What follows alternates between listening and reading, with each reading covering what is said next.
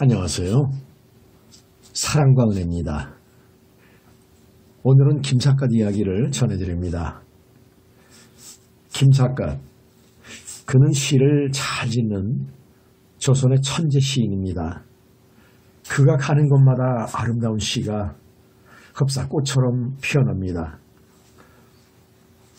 아름다운 산천 경계를 바라볼 때면은 아름다운 시가 태어나고, 슬픔을 당할 때면 슬픈 시가, 또 아프고 힘든 사람들을 만나면 안타까워하는 마음에서 위로의 시가 태어납니다.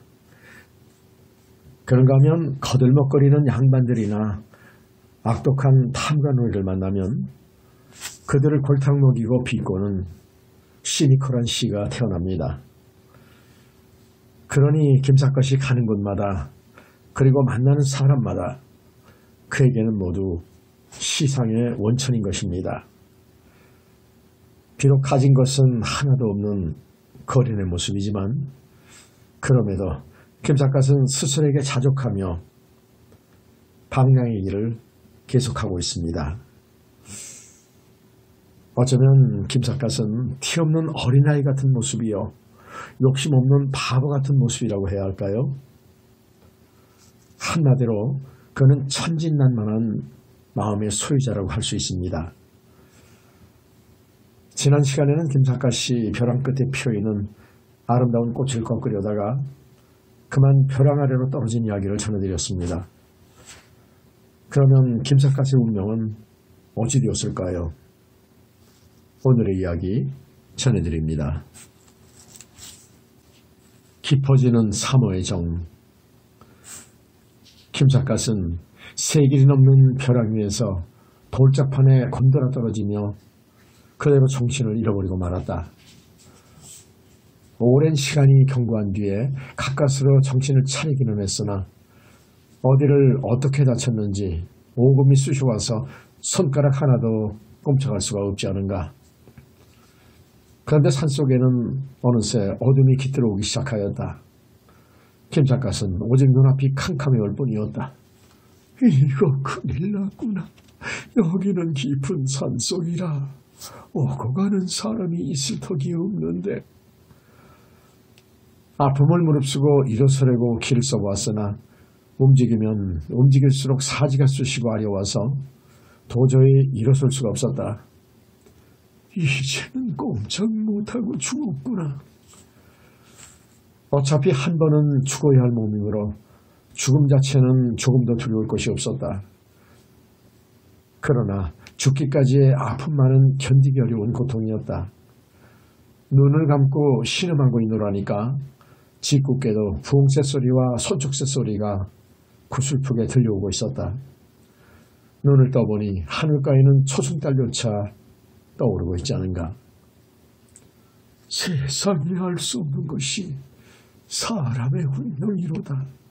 구름처럼 정처 없이 떠돌아다니던 김삿갓이 진동산 속에서 이렇게 처량하게 죽을 줄이야 그 누가 알았으랴. 김삿갓은 불현듯 시성 이태백의 죽음을 연상하였다. 이태백은 술에 만취하여 연못 속에 비쳐있는 달을 보고 달을 따려고 물속으로 뛰어들어 죽었다고 하였다. 이왕 죽을 바에는 그 얼마나 풍요적인 최후였던가. 김삿갓 자신도 꽃에 매혹되어 꽃을 따려고 한 것까지는 좋았다. 그러나 꽃을 따려다가 벼랑에서 떨어져 모진 고통을 겪다 죽게 되었으니 이태백의 죽음에 비하면 너무도 치사한 죽음인 것 같았다. 죽을 땐 죽더라도 그때까지 이 아픔을 어떻게 견뎌낼 것인가. 시간이 흐를수록 사지가 쑤시고 통증이 심해왔다. 게다가 밤이 되면서부터는 추위에 몸이 떨리고 정신이 몽롱해와서 전지전능한 하나님이시여, 이왕 저를 데려가시려거든 한시 앞에 데려가 주소서 하고 무의식 중에 빨리 죽기 위한 축원을 올리기까지 하였다. 물론 김삿갓이라고 해서 생에 대한 애착이 없을 수는 없었다. 그러나 아무리 살고 싶어도 살아날 가망이 없음을 어찌하랴.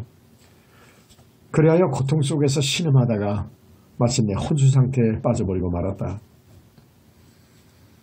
그로부터 몇 시간이나 경과했을까.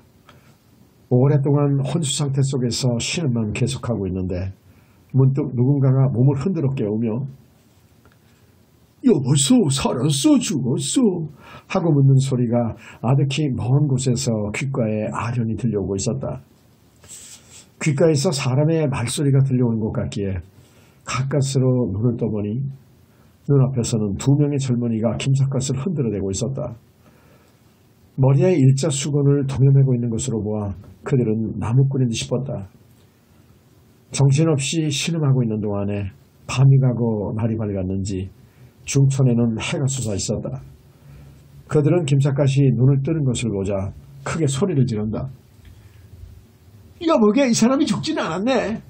그자 또 한 사람의 나무꾼이 김삿갓을 억지로 잡아 일으키더니 죽지 않았으면 빨리 약국으로 업어가기로 하세 하고 말하며 김삿갓을 등에 업으려고 하는 것이 아닌가. 김삿갓은 몸을 움직일수록 상처가 쑤셔왔다. 그래도 살고는 싶어. 누구신지 모르지만 고맙소이다. 나를 좀 살려주시오. 하는 말이 입에서 절로 새어나왔다. 나무꾼들은 김삿갓을 얻고 산을 내려오며 나무라듯 말한다. 어쩌려고 그 험한 산에 혼자 올라갔다가 이런 변을 당하셨소? 살려주셔서 고맙소이다. 김삿갓은 대답하기조차 힘에 겨워 그저 고맙다는 말만 하다가 문득 내 삿갓을 잊어버렸어. 미안하지만 삿갓을 좀 갖다 주시오. 하고 애원하듯 말했다. 삿갓을 버려두고 온 것을 그제서야 깨달았던 것이다. 예, 여보시오. 사람이 죽느냐 사느냐 하는 판에 그까지 삿갓 따위가 문제요. 김삿갓은 업혀오며 고개를 흔들었다. 그 삿갓은 내 생명이나 다름없는 없는 나의 친구요. 나를 살려주시오거든 삿갓만은 꼭 좀 갖다 주시오. 나무꾼들은 그 말을 듣고 소리를 크게 내웃는다. 물에 빠진 사람을 건져주었더니 내 보따리 내놓으라는 격이구려. 삿갓이 그렇게도 소중하다면 갖다 주리라. 뒤에 따라오던 나무꾼이 다시 돌아가 삿갓을 가지고 오더니 김삿갓의 머리 위에 푹 뒤집어 씌워주며 이런 농담을 하는 것이었다. 생명이나 다름없는 삿갓을 다시 뒤집었으니까 이제는 살아날 것 같소? 고맙소이다. 정말 고맙소이다. 김삿갓은 사지가 쑤셔오는 통증을 느끼면서도 고맙다는 말을 연달아 씹으려댔다. 사실 한평생 온갖 고락을 함께 해온 삿갓을 잃어버렸다가 다시 찾으니 이제는 죽지 않을 것 같은 예감이 느껴졌던 것이다. 이윽고 나무꾼들은 김삿갓을 백제장이라는 약국에 데려다 눕히고 의원에게 자세한 경과를 들려주었다. 60이 다 된 의원은 상처를 골고루 진찰해보고 나서 혼잘만으로 중얼거렸다. 이렇게 험한 성처를 입고도 죽지 않은 것이 다행인걸. 김삿갓은 아픔 속에서도 다음과 같은 익사를 부렸다. 염라대왕께서 고생을 좀 더 많이 하다가 오라고 하시면서 돌려보내주시더이다. 나무꾼들이 김삿갓을 약국에 맡기고 돌아가 버리자 늙은 의원은 옷을 벗기고 상처를 치료해주면서 왼편 다리와 바른편 팔이 부러졌구만. 돌짝판에 전신을 짓지어서 마찰상이 그야말로 만신창이인걸. 하고 혼잣말로 중얼거렸다. 선생님, 완쾌하려면 오래 걸릴 것 같습니까? 이 사람아, 죽지 않은 것만으로도 다행으로 알게 날짜가 오래 걸릴 것이 무슨 문제인가? 우리 줄 잡아도 반년은 지나야 걸어다닐 수 있을 걸세. 김삿갓은 반년이라는 소리에 눈앞이 아찔해왔다. 그 반년 동안의 치료비는 무엇으로 충당하며 먹기는 무엇을 먹고 살아갈 것인가? 생각도 못해 사실대로 고백하는 수밖에 없었다. 실은 저는 집도 없고 돈도 없는 놈이옵니다. 몸에 지니고 있는 돈은 단돈 성냥이 있을 뿐이옵니다. 늙은 의원은 그 말을 듣더니 소리를 크게 내웃는다. 뭐야, 돈은 성냥밖에 없다고. 그렇다면 부러진 다리를 건강깡이로 고쳐주면서 밥도 먹여달란 말인가? 적선하시는 셈치고 살려주시옵소서.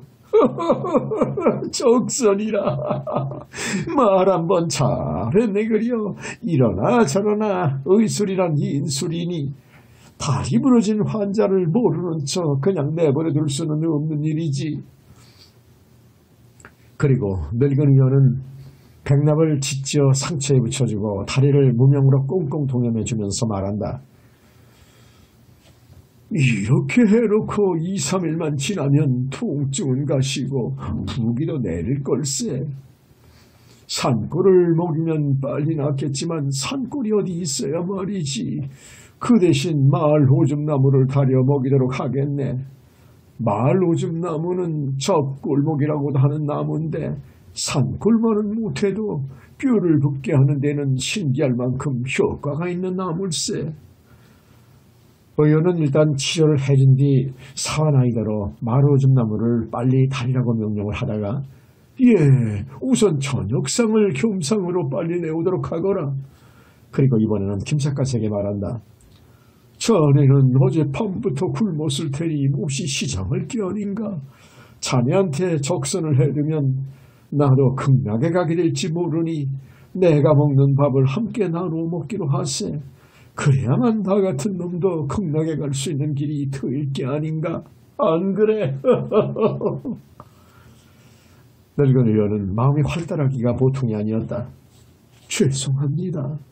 이 사람아 무슨 소리를 하는가.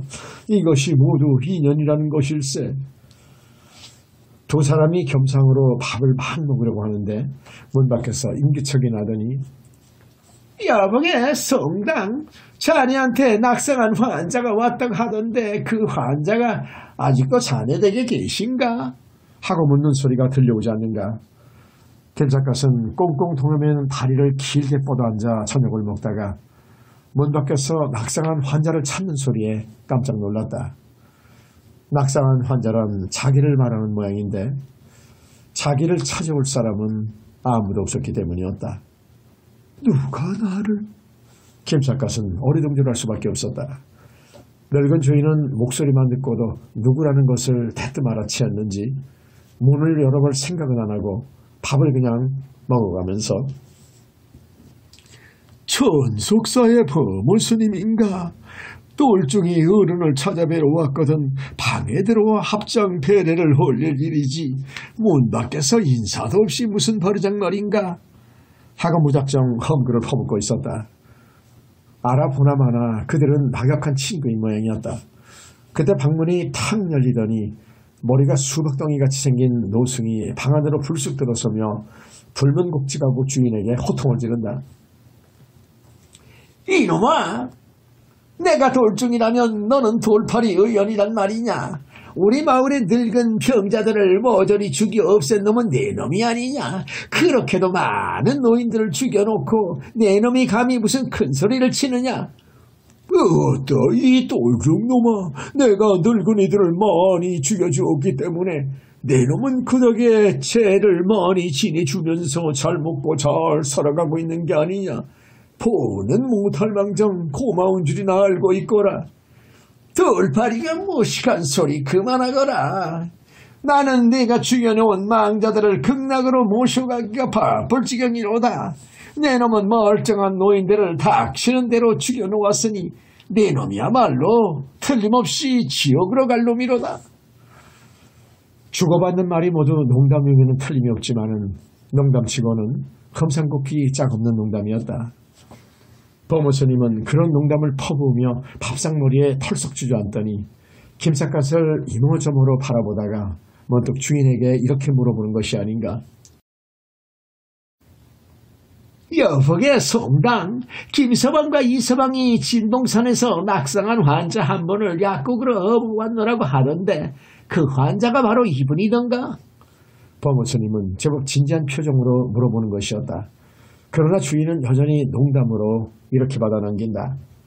오라, 이제 알았네. 자네는 불멍거리가 또 하나 생긴 줄 알고 찾아왔네 그려. 그러나 범호스님은 손을 설레설레 내저으며 이 사람 환자를 앞에 놓고 무슨 그런 농담을 하는가. 그리고 이번에는 김삿갓에게 직접 이렇게 물어보는 것이었다. 혹시 선생은 사카 선생이 아니시옵니까? 너무도 뜻밖의 질문에 김삿갓은 얼른 대답할 바를 몰랐다. 그런데 놀란 사람은 김삿갓 본인만이 아니었다. 주인도 사카 선생이라는 말에 눈을 커다랗게 뜨며 놀란다. 사카 선생이라니, 자네는 무슨 소리를 하고 있는가? 이 사람은 진봉산에서 철쭉꽃 구경을 하다가 표랑에서 떨어진 환자일세. 범어스님은 손을 휘휘 내두르며 똘파리는 아무것도 모르거든 잠자고 듣기만 하게. 그리고 이번에는 정중한 어조로 김삿갓에게 이렇게 물어보는 것이었다. 선생은 시성 김삿갓 선생이 붙는 것이죠? 김삿갓은 시성이라는 소리에 적이 당황하였다.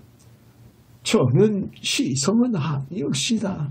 그러나 김삿갓인 것만은 분명합니다.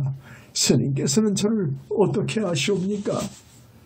그러자 범어스님은 크게 감격한 듯 대뜸 무릎을 꿇고 합장배례를 하는 것이 아닌가. 사카 선생을 여기서 뵙게 될 줄은 정말 몰랐습니다. 이것도 전생부터의 인연이 아닌가 하옵니다. 나무아미타불 관세음보살. 주인을 여는 그 광경을 보고 새삼스레 놀란다. 뭐야, 이분이 사카 선생이라고? 사카 선생은 나도 꼭 뵙고 싶던 어른이었는데 그 어른이 바로 이분이란 말인가? 조금 전까지도 자네라고 불러오던 늙은 의원의 말투가 어느새 어른으로 바뀌어버렸다. 그들은 모두가 한결같이 감격스러운 모양이었다. 김삿갓은 도무지 영문을 할 수가 없어 마치 귀신에게 홀린 듯한 느낌이었다. 스님께서는 저를 어떻게 아시옵니까?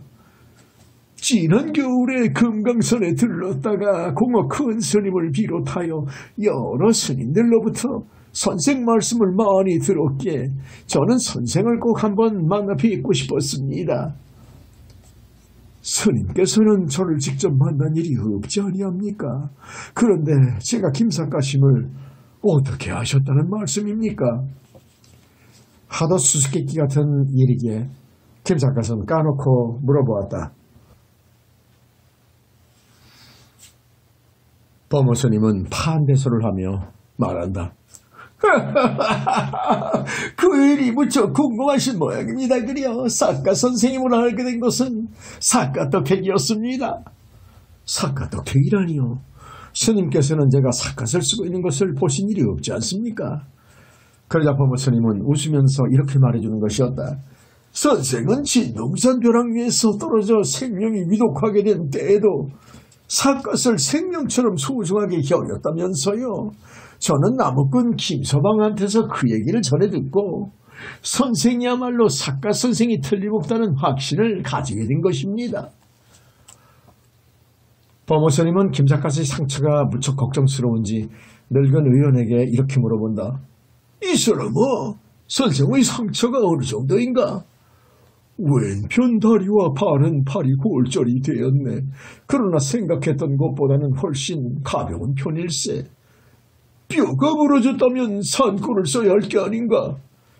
산골 대신에 저 골목을 지금 다리고 있는 중일세. 이 사람아, 뼈가 부러진 데는 산골을 먹여야지 저 골목을 먹어서 뼈가 언제 묻겠는가? 산골이 좋기는 하지만 우리 약국에 산골이 있어야 말이지. 집에 산골이 없으면 어디서든지 구해와야 할 게 아닌가? 범어스님은 백제약국 주인에게 피자를 주고 나서 당분간 거동하기가 어려우실 모양이니 선생을 우리 절로 모셔가기로 하겠네. 어떤 수단을 써서라도 산골을 내가 구해오도록 하지. 그리고 이번에는 김삿갓에게 말한다. 사카 선생, 여기보다는 절이 훨씬 편하실 테니까 선생을 저희 절로 모셔가기로 하겠습니다. 김삿갓은 범어스님의 호의를 굳이 거절할 이유가 없었다. 그리하여 그날 밤으로 들것에 실려 천석사로 옮겨오게 되었다. 그날부터 김삿갓에 대한 범어스님의 대우는 매우 급진했다. 나이는 20여 세나 연상임에도 불구하고 범어스님은 김삿갓을 깍듯이 선생 대우를 해주었다. 게다가 어디서 구해왔는지 산골을 복용하게 해주어서 상처는 알아보게 신속히 회복되어 오고 있었다. 이러나 저러나 외출을 잃지 못하고 방 안에 누워만 있으려니 따분하기 이를 데 없었다. 범어스님은 김삿갓의 그와 같은 심정을 알아챘는지 어느 날은 방에 들어와 싱글싱글 웃으면서 석가 선생은 장안사에서 공호 큰 스님과 시집기 내기를 하셔서 고모 스님을 크게 이기셨다면서요? 하고 말한다. 김삿갓은 고개를 좌우로 흔들어 보였다. 원 무슨 말씀을. 나 같은 것은 고모 스님의 발밑에도 미치지 못하겠습니다. 그래요? 그래도 고모 큰 스님은 석가 선생을 도저히 당해낼 수 없다고 말씀하시던데요. 그것은 겸사의 말씀이셨겠지요. 그러자 범어 스님은 또다시 싱글싱글 웃으면서 저는 시줄이나 읽어봤답니다. 오늘은 심심하실 테니 우리 시집기 내기나 한번 해보실까요? 김삿갓은 그렇지 않아도 따분하던 판인지라 글장난을 해보는 것도 좋은 파적거리가 될성 싶었다. 자신은 없습니다마는 스님께서 원하신다면. 이래야 두 사람 사이에는 시집기 내기가 시작되었다. 범어 스님이 말한다. 제가 시를 한 구절 먼저 읊을 테니 선생께서는 그 시에 어울리는 대꾸를 즉석에서 놓아주십시오. 즉석의 대를 놓아주시면 선생이 이기는 것이고 만약 그렇지 못하면 제가 이기는 줄 아십시오. 언젠가 금강산에서 공허 큰 스님과 겨루었던 것과 똑같은 방식으로 시집기 내기를 하자는 것이었다. 김삿갓은 너트로 웃음을 웃었다. 매우 까다로우십니다 그려. 그러면 제가 대꾸를 놓도록 할 테니 스님께서 먼저 읊어주십시오. 범어는 허공을 바라보며 잠시 말이 없다가 문득 가을 구름이 말리로 뻗어 구기비늘처럼 하얗구나 하고 웃는 것이 아닌가. 김삿갓은 그 말이 떨어지기가 무섭게 다음과 같은 대를 놓았다. 천년 묵은 고목이 사슴뿔처럼 높고 높다. 범어는 이거 안 되겠다 싶은지 고개를 기울이며 무엇인가를 골똘히 생각해보다가 이번에는 거중나무 가지에 달 그림자가 걸려있어 하고 웃는다. 김삿갓은 그 말이 무슨 말인지를 몰라서 일순간 어리둥절하였다. 그러나 범어 스님의 회심의 미소를 지으며 말한다. 이번에는 대를 못 놓으시겠지요? 그 순간 김삿갓은 가죽나무, 즉 가죽나무를 말하는 것이리라 싶어 얼른 이렇게 대를 놓아주었다. 참며느리 나물이 맛이 좋은 걸 보니 산은 봄을 배웠나 보오. 범어는 그 대꾸를 듣고 경탄을 맞이 않으며 또 한 수 없는다. 산에 오르니 새소리가 쑥깡쑥깡. 김삿갓은 즉석에서 이렇게 대를 놓았다. 바다에 오니 고기가 풀떡풀떡. 새소리가 쑥깡쑥깡 한다는 것은 일종의 글장난이기에 김삿갓은 그런 식으로 풀떡이라고 대를 놓아준 것이었다. 범어가 무슨 문제를 내놓아도 김삿갓이 응구 첩대로 대답해버리니까 이제는 적지 않이 초조해진 기색이었다. 그리하여 고개를 이리저리 기웃하며 선생을 당해낼 수가 도저히 없겠는데요. 그리고 잠시 생각해보다가 가만히 있자 마지막으로 내 얘기를 한 번만 더 해보십시다. 그리고 다음과 같은 문제를 내놓는다. 두 성씨가 짝을 짓는 데는 기요일이 가장 좋소. 양성작배의 배자는 짝을 짓는다는 글자다. 그 배자를 둘로 나누면 기유가 되므로 범어는 익살맞게도 결혼하는 날은 기요일이 가장 좋을 것이라고 말한 것이었다. 매우 재치 있는 익살이었다. 김삿갓은 그러한 익살을 알아채자 그와 똑같은 수법으로 다음과 같은 대를 놓았다. 한밤중에 아기를 낳으니 해시인지 자시인지 분간하기 어렵도다. 범어가 배자를 둘로 나눠 키우라고 했기에 김삿갓은 똑같은 방식으로 해자를 둘로 나눠 해시와 자시라고 했던 것이다. 보모는 그 대답을 듣고 두 손을 바짝 들며 감탄을 맞이 않는다. 어이구 선생님, 소송 따위는 감히 선생을 당해낼 수가 없사옵니다. 선생은 과연 시성이 분명하시옵니다. 걸장난에 지나지 않는 일을 가지고 뭘 그처럼 대견스럽게 말씀하십니까?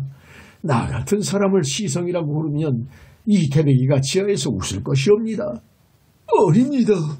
공호 큰 스님께서 선생을 시성이라고 말씀하셨으니까 선생은 누가 뭐래도 시성이 분명하시옵니다. 장안사의 공호 큰 스님이 범호 스님에게 어떤 말을 했는지는 알 길이 없었다. 그러나 범호는 공호 큰 스님의 말씀을 절대로 신용하고 있는 것만은 분명해 보였다. 그로부터 며칠이 지난 뒤였다. 범호 스님은 김삿갓을 불쑥 찾아와서 이런 말을 하는 것이었다. 제가 오늘 아침에 시를 한 수 지어 보았습니다. 선생께서 읽어보시고 잘못된 데를 수정해 주시옵소서. 범호는 마치 나열인 제자가 스승에게 응석을 부리는 듯한 말투였다. 그러니까 김삿갓은 송구스러울 수밖에 없었다. 시라는 것은 각자의 개성에 따라 제각기 다르게 되는 것이옵니다. 그런데 제가 어찌 감히 스님의 시에 붓을 댈 수 있겠습니까? 그것만은 못하겠습니다. 그러나 범호는 성격이 너무나 적극적이어서 물러설 줄을 모른다. 제가 만약 제자로서 스승에게 시를 고쳐달라고 하면 스승으로서는 시를 올바르게 고쳐주는 것이 스승의 의무가 아니겠습니까? 저는 그런 마음으로 시의 수정을 부탁드리는 것이옵니다. 스님께서는 자꾸만 스승이라는 말을 쓰시는데 나이로 보나 경험으로 보나 제가 어떻게 스승이라는 말을 들을 수 있겠습니까? 학문의 세계는 연령으로 좌우되는 것은 아니옵니다. 아무리 입씨름을 해보아도 결론이 날 것 같지 않아 김삿갓은 이렇게 말했다. 좋습니다. 스님께서 지으신 시를 한번 보여주시옵소서. 오늘 아침에 제가 지은 시는 이런 것이옵니다. 범호 스님은 그렇게 말하며 다음과 같은 시를 내놓는다. 산은 물을 건너고자 강가에 서 있고 물은 돌을 뚫으려 하며 돌머리를 돌아간다. 매우 의욕적이고도 그럴듯한 시였다. 그 시 한 수로서 벌써 범호 스님의 성품이 매우 적극적이라는 것도 짐작할 수 있었다. 그러나 시라는 것은 작자의 의욕만으로 지어지는 것은 아니다. 참으로 좋은 시올시다. 이 시 한 수로서 산수 풍경이 눈에 보이는 것만 같습니다. 남의 시에 흠을 잡는 것은 신뢰가 될 것 같아 김삿갓은 적당히 칭찬을 해주었다. 그러나 범호 스님은 그런 칭찬을 받아들이려고 하지 않았다. 저는 잘못된 점을 수정해 주십사 하고 부탁했을 뿐이지 칭찬을 해달라고 보여드린 것은 아니옵니다. 잘못된 점을 기탄 없이 지적해 주시옵소서. 시라는 것은 사람마다 생각하기에 따라서 다르게 되는 것인데 제가 감히 스님의 시에 어떻게 붓을 댈 수 있겠습니까? 남의 시에 붓을 대는 것은 신뢰가 된다는 일점은 저도 잘 알고 있사옵니다. 그러나 저는 제자로서 스승에게 수정을 부탁드린 것이오니 끄지 마시고 잘못된 점을 주저하지 마시고 지적해 주십시오. 저로서는 그런 외람된 짓은 못하겠습니다. 김삿갓은 끝끝내 거절하는 태도로 나왔다. 범호도 어쩔 수가 없는지 한동안 생각에 잠겨있다가 문득 이런 제의를 하는 것이었다. 선생께서 수정을 못해 주시겠다면 다른 부탁이 하나 있사옵니다. 어떤 부탁입니까? 조금 전에 선생은 똑같은 풍경이라도 보는 사람에 따라 시가 다르게 된다고 말씀하셨습니다. 만약 선생이라면 그런 풍경을 보고 시를 어떻게 지으시겠습니까? 범호 스님은 능청스럽게도 방법을 달리하여 수정을 요구해오고 있으므로 김삿갓은 그것까지 거절할 수가 없었다. 그래서 만약 저도 그 자리에 있었다면 전 이렇게 짓겠습니다 하고 다음과 같은 시를 써보였다. 산은 물을 건너지 못해 강가에 서 있고 물은 돌을 뚫기 어려워 돌머리를 돌아가네. 김삿갓의 시는 범호의 시와 똑같으면서도 첫째 줄에 그러나 글자 두 자만이 바뀌었을 뿐이건만 그로써 그의 취향은 완전히 달라졌다. 범호스님은 김작가의 시를 읽어보고 무릎을 치며 감탄한다. 과연 기가 막히게 잘된 시옵니다. 저는 산 강을 건너고자 한다고 하였고 물은 돌을 뚫으려 한다고 표현함으로써 제가 생각하는 바를 노골적으로 드러내었습니다. 그러나 선생은 산은 강을 건너지 못해 강가에 서 있다고 하셨고 물은 돌을 뚫기가 어려워 돌아간다고 표현하였으니 그 얼마나 자연을 자연스럽게 바라보신 증거입니까? 선생께서 수정해 주신 시를 읽어보고 제가 지은 시는 너무도 조작적이었음을 절실하게 깨달았습니다. 요컨대 김작가는 자연스럽게 표현했는데 자기 자신은 인위적으로 꾸며놓은 것이 나빴다는 것이었다. 범어가 지나치게 감탄함으로 김작가는 오히려 면구스러울 지경이었다. 스님은 너무도 과찬이오시옵니다. 아닙니다. 불경에 견성성불이라는 말씀이 있습니다. 견성성불이란 일체의 참념을 버리고 모든 사물의 천성을 자연스럽게 볼 수 있게 되면 그 사람이 곧 부처님이라는 말씀입니다. 그런 점에서 본다면 선생은 이미 부처님이 다 되신 분이옵니다. 저더러 부처님이라고요. 너무 과찬을 해주셔서 몸둘 바를 모르겠습니다. 아닙니다. 선생은 이미 부처님이 되셨지만 저는 워낙 아집이 강하기 때문에 죽을 때까지 성불하기는 틀렸는가 봅니다. 무슨 말씀을? 석가열에도 포리스나무 아래에서 7년 동안이나 번뇌하다가 하루아침에 진리를 깨달았다고 하지 않습니까? 사람은 누구나 불성을 지니고 있으므로 욕심만 버리면 그게 바로 깨달음의 세계라고 볼 수 있지 않을까요? 참으로 좋은 말씀입니다. 저도 오늘부터는 욕심을 버리고 성불할 수 있도록 노력해 보겠습니다. 이와 같은 일이 있고 나서부터 김삿갓과 범우스님은 인간적으로도 무척 가까운 사이가 되었다. 솔직하게 말하면 범우스님은 객기가 많은 평범한 똘중이었다. 알고 보니 범우스님은 신도들에게 불공을 올려주다가 여신도들과의 추문도 몇 차례 있었다는 것이었다.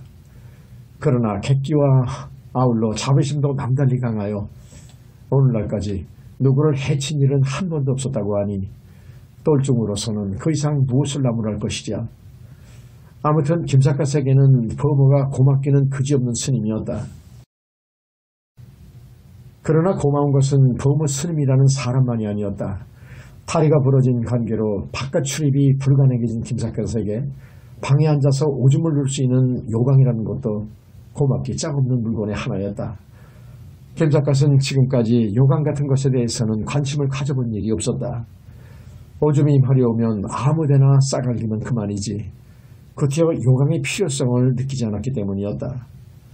그러나 다리가 부러져 방 안에서만 뭉개게 되니 세상에 요강처럼 요긴한 물건이 없어 보였다. 하도 고마운 생각에서 어느 날은 요강을 손에 들고 요모조모로 바라보다가 마침내 요강에 대하여라는 다음과 같은 익살맞은 시를 한편 지어보았다. 내 덕에 한밤중에 드나들지 않게 되어 내 옆을 지키면서 나와 함께 있어주네. 주정꾼은 너를 끌어당겨 무릎을 꿇고 아가씨는 타고 앉아 옷을 벌리노나.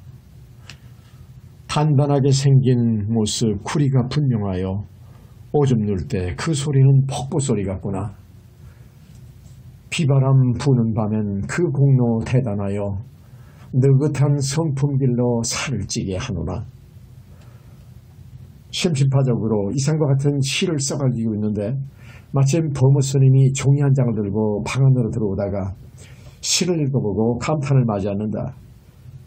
과연 선생은 시성이 분명하옵니다. 아가씨는 요강을 타고 앉아 옷을 벌린다는 표현은 얼마나 익살맞고 절묘합니까? 예, 여보시오. 스님이라는 양반이 다른 구절은 눈에 들어오지 않고 아가씨가 옷을 벌린다는 구절만이 눈에 띄시오? 그러자 범우스님은 통쾌하게 웃으며 이렇게 대답하는 것이었다. 뭐니 해도 여자가 옷 벗는 것을 바라볼 때처럼 즐거운 일이 어디 있사옵니까? 작가 선생도 그저 많은 저희들과 다름이 없을 것이옵니다. 안 그래요? 김 작가도 덩달아 웃다가 그 종이는 무엇하려고 가지고 오셨소이까? 하고 물어보았다. 이 종이 말씀입니까? 오늘 저녁에는 바람이 몹시 불기 때문에 찢어진 창구멍을 바르려고 종이와 풀을 가지고 온 것입니다. 그리고 범호 스님은 찢어진 창구멍을 모조리 정성스럽게 떼어버린다. 김 작가는 그의 세심한 온정이 고맙기 그지없었다. 범호는 창구멍을 깨끗이 바르고 나더니 문을 활짝 열어젖히고 바깥을 그기 내다보고 있었다. 밖에는 바람이 사나워 나뭇가지가 몹시 흔들리는데 때마침 산놀이에는 달이 솟아오르고 있었다. 게다가 어디선가 물소리조차 소란스럽게 들려오고 있지 않은가. 범호 스님은 그러한 광경들을 극히 바라보다가 문득 김삿갓에게 이렇게 말하는 것이었다. 썩어 선생, 제가 시를 한 수 지어볼까요? 범호 스님은 시가 능한 사람은 아니었다. 그럼에도 불구하고 자진해서 시를 읊어보겠다는 것이 아닌가. 좋습니다. 흥이 나시거든 한 수 읊어주시죠. 범호는 시상을 가다듬느라고 창밖에 나무하다를 극히 내다보고 있었다. 그러다가 문득 다음과 같은 시를 읊는다. 바람이 부니 나뭇가지가 흔들리고 달이 솟아오르니 물결이 높아지네. 아무리 보아도 좋은 시라고는 말할 수 없었다. 시상이 너무도 단조로운 데다가 표현조차 반복적이기 때문이었다. 물론 반복적 표현이 덮어놓고 나쁘다는 것은 아니다. 반복 표현도 그 나름대로 멋이 들어있으면 오히려 효과적일 수 있다. 그러기에 김삿갓은 반복적인 효과를 노리기 위해서 지난날 세월이라는 다음과 같은 시를 읊은 일이 있었다. 그런데 범호의 시는 평면적인 반복만 되풀이했을 뿐이지 시에 수반되어야 할 시혼이 결연되어 있지 않은가. 선생, 제 시가 어떻습니까? 유치한 데가 있거든 기탄 없이 수정해 주십시오. 범호는 머리를 수그려 보이며 부탁한다. 그러나 김삿갓은 남의 시에 손을 대고 싶지 않아 얼른 이렇게 말머리를 돌렸다. 스님께서 창구멍을 막아주셔서 바람이 조금 더 들어오지 않게 되었습니다. 그러나 창구멍이 막혀 바람이 들어오지 못하는 대신에 전에는 달빛이 비치지 못하는 곳에 달빛이 새로 비칠 곳이 생겼으니 저는 거기에 대한 시를 한 구절을 읊어보겠습니다.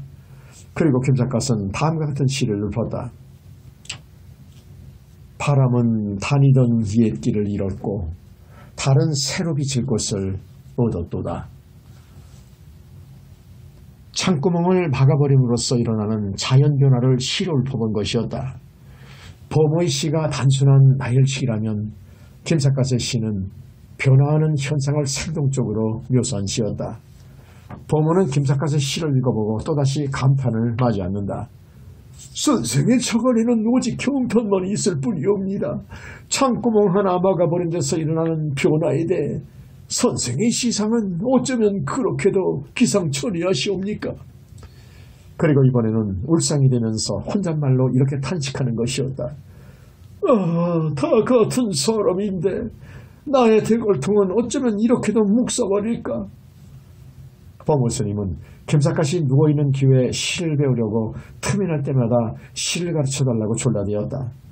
그러다가 언젠가는 종이 한 장을 흔들어 보이며 지난번에는 창구멍을 막는 시를 지으셨으니 이번에는 종이에 대한 시를 한 수 읊어주소서 하고 말하는 것이 아닌가.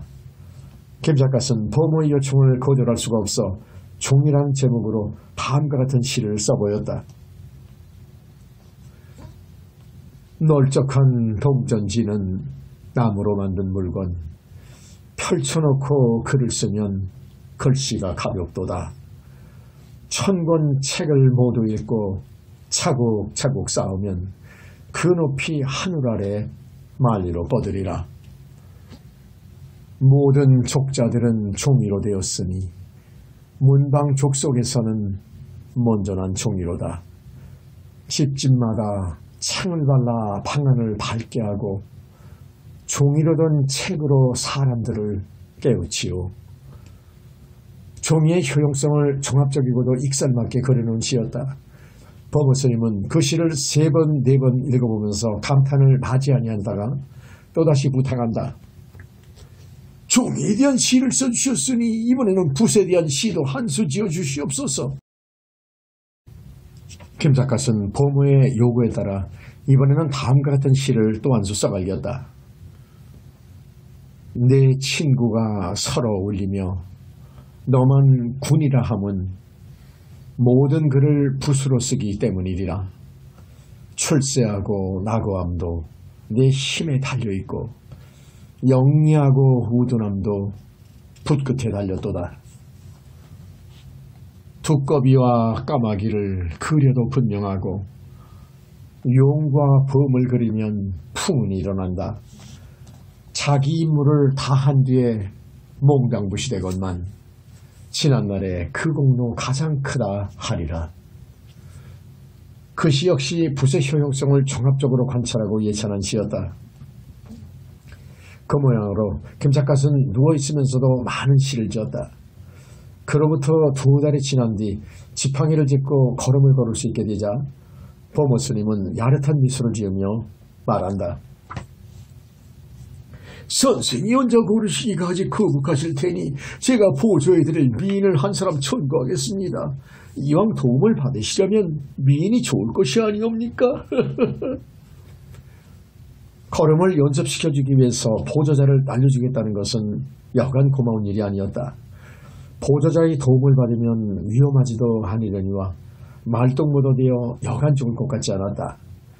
더구나 보조자가 여성이라면 그야말로 금상첨화가 아니겠는가. 여자 보조자를 천거해 주신다니 고맙습니다. 어떤 여인입니까? 김작갓은 여인의 신상을 알고 싶어 웃으면서 물어보았다. 보모스님은 의미심장한 미소를 지으며 대답한다. 저희 절에 단골로 드나드는 안산댁이라는 여신도입니다. 나이는 34, 5세가량 되었을까. 농가 출신이기는 하지만 마음도 곱고 어려서는 글방에서 자랐기 때문에 글도 유식한 여인입니다. 농가 출신이면서도 글이 유식하다는 말에 김작갓은 은근히 호기심이 느껴졌다. 안산댁이라는 여인을 직접 만나보니 얼굴도 보통이 넘거니와 인품이 여간 상냥해 보이지 않았다. 김작갓은 그날부터 안산댁의 부축을 받아가며 하루에 2~3시간씩 보행 연습을 하였다. 안산댁은 행동거지가 어떻게나 얌전한지 지팡이가 없어도 마음 놓고 걸어다닐 수가 있는 지경이었다.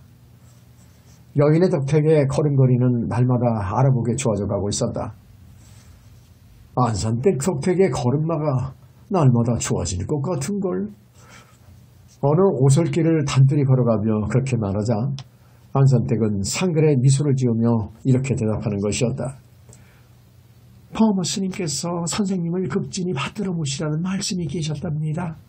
남자분들에게 기운을 북돋워 드리는 데는 남자보다 여자들이 훨씬 좋다고 하시면서요. 김작갓은 여인의 부축을 받아 걸음을 옮겨나가며 너털웃음을 웃었다.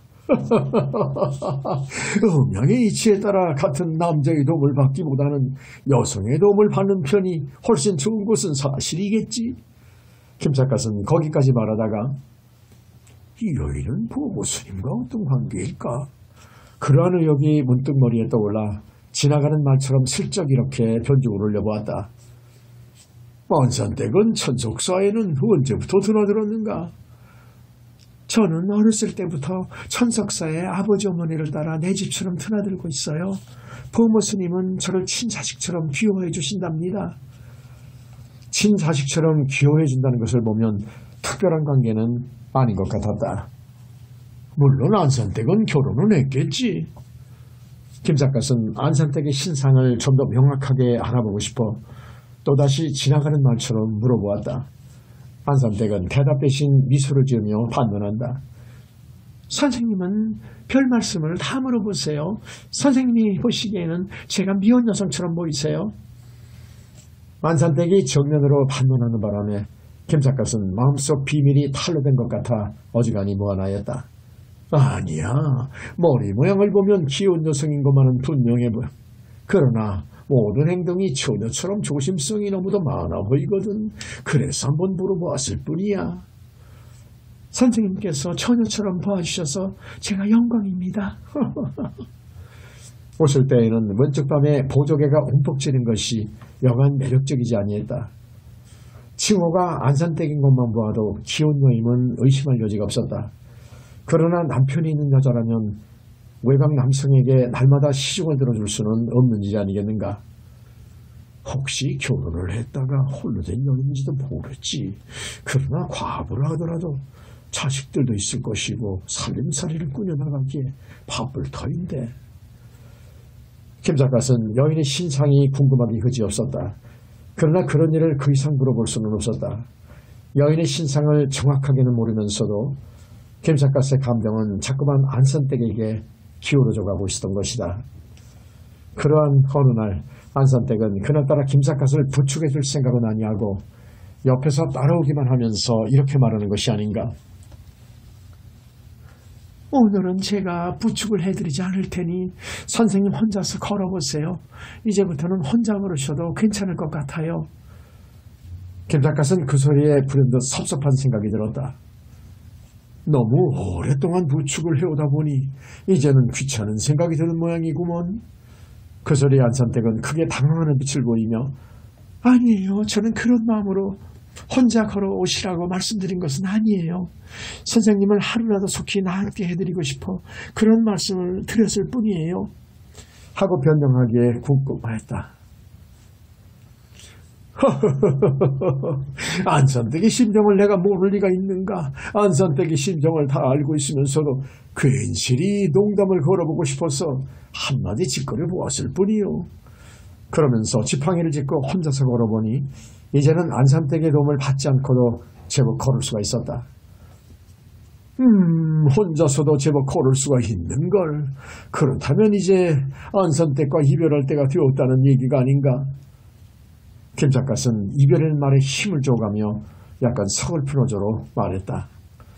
안산댁은 이별이라는 말에서 무슨 충격이라도 받은 듯 고개를 푹 수그린 채 김 작가의 뒤를 묵묵히 따라오기만 하였다.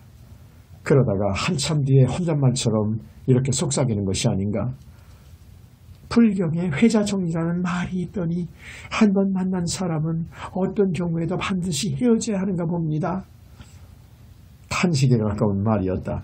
김 작가는 이 말을 듣는 순간 이별의 슬픔이 가슴을 파고드는 것이 절실하게 느껴졌다. 인생이란 따지고 보면 만나고 헤어지는 것을 말하는 것이 아닐까. 만나고 헤어지는 힘이많은 누구도 어쩔 수 없는 일일 것이야. 그로부터 두 사람은 마치 약속이나 한 듯 오랫동안 잠자코 걷기만 하였다.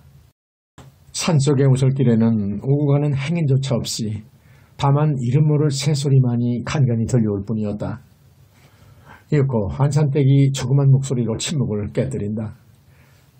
포모 스님께서 그러시는데 선생님은 시를 기막히게 잘 지으신다지요? 포모 스님이 그런 말씀을 하시던가? 선생님은 가족도 없고 집도 없으시다고 하는데 그게 사실입니까? 가족과 집이 노상 없는 것은 아니야. 그러나 집을 떠난 지 10년이 넘으니까 있어도 없는 것과 진비없는 일이지. 김 작가는 거기까지 말하다가 문득 이렇게 말했다. 안산댁은 글을 잘하는 모양이니 나의 과거를 시로 한번 읊어볼까? 저는 시를 잘 모릅니다. 그러나 선생님이 시라면 꼭 한번 들어보고 싶사옵니다. 그러면 한 수 읊을 테니 들어보라고. 그리고 자구 우금이라는 제목으로 다음과 같은 시를 읊었다. 웃으며 우러러보니 하늘은 아득한데 지나온 길 돌아보니 더욱 아득하구나.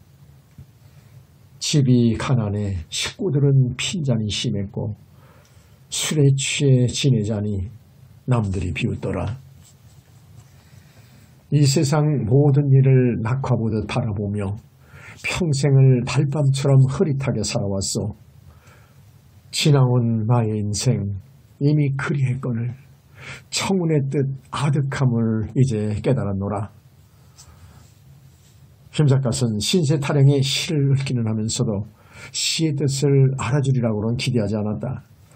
그러나 안산댁은 시의 뜻을 대운에 알아들었는지 선생님의 시인은 너무나 허망하옵니다.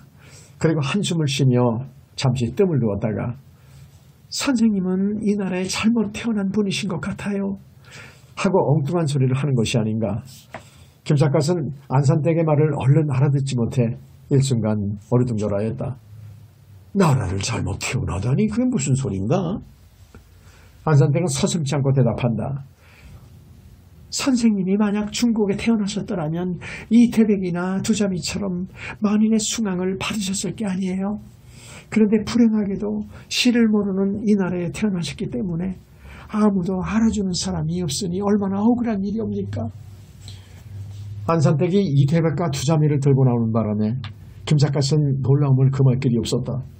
후후후후후, 나를 이태백이나 두자미 같은 시인으로 알고 있다는 말인가? 지하의 이태백이가 그 말을 들으면 웃지 않을까? 안산댁은 머리를 가로 흔들며 시라는 것은 사람에 따라 시풍이 다르니까 누구를 누구하고 비교한다는 것은 있을 수 없는 일이 아니겠습니까? 선생님의 익살 맞고도 달궈나신 시풍은 너무도 탁월하신 것 같사옵니다. 칭찬해 주어서 고맙기는 하네마는 칭찬도 지나치면 신뢰가 되는 법이야. 안산댁이 글을 많이 한다는 말은 도무스님을 통해서 듣기는 했지만은 이태백과 두자미까지 들고 나오는 데는 정말 놀랐는걸. 저는 아무것도 모르면서 들은 풍월로 한마디 짓거릴 것을 뿐이오니 용서하시옵소서. 들은 풍월이라고? 들은 풍월만 가지고 이태백과 두자미를 감히 들고 나올 수 있을까? 김삿갓이 그렇게 충하자 안산댁은 얼굴을 붉으르며 붉히면서 제가 오늘은 선생님 앞에서 만발을 부린 것 같사옵니다. 저는 정말로 아무것도 모르는 여자이옵니다. 하고 어디까지나 겸손한 태도로 나오는 것이 아닌가. 김삿갓은 교모하기 짝없는 그녀의 태도가 더욱 마음에 들었다. 먼산댁은 과부일까 유부녀일까? 김삿갓에게는 그것이 커다란 수수께끼였다. 남편이 있는 여자라면 함부로 접근해서는 안 되겠지만은 만약 과부라면 용감하게 유혹을 해보고 싶었던 것이다.